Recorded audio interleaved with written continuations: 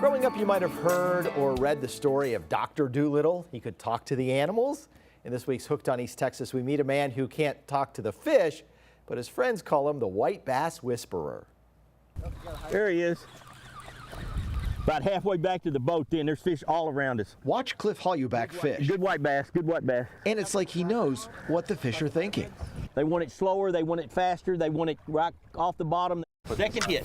He's no pro, but wow. That's a little one. Can he fish, especially for hybrid yellow and white bass? Yeah, a lot of times you use the same bait, but you have to work it different.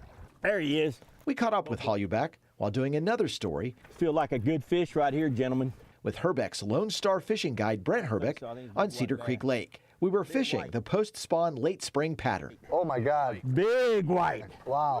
Look at that dog. Normally, once you find the pattern, you'll catch them, you know. You'll get in that rhythm and you'll stay with them and they won't change. Got one, good. All right, good.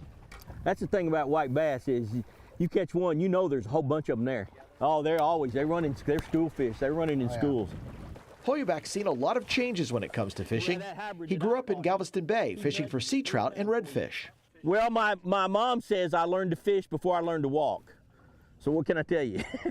And I grew up in Galveston Bay, and we do trout and redfish. That's a nice one. Yeah, this is a better one here. He told us he became a minister and moved to Austin. My wife and I moved to Athens 12 years ago in September. From Austin, we were there 32 years, and I was doing ministry at the University of Texas. How about that? Bingo. Now he lives within minutes of Lake Athens. I got one on the blade bait. His wife thinks that's too close. My wife says I fish 5 to 6 days a week. I don't, but on average, probably 3 or 4. That's passion. And his favorite fish? Crappie. Crappie fishing. I'm a crappie fisherman at heart. He calls Lake Athens a unique lake when it comes to crappie because the lake is full of brush piles. They stay on the brush all but about three or 4 weeks a year when they spawn, and I don't fish for spawning fish at all because conservation, I don't like to disturb them while they're spawning. Oh, hit it on the drop. There he is, hit it on the drop. The crappie spawn is over, which means Hollowback's time on Cedar Creek Lake will take a backseat to Lake Athens. His advice for catching crappie?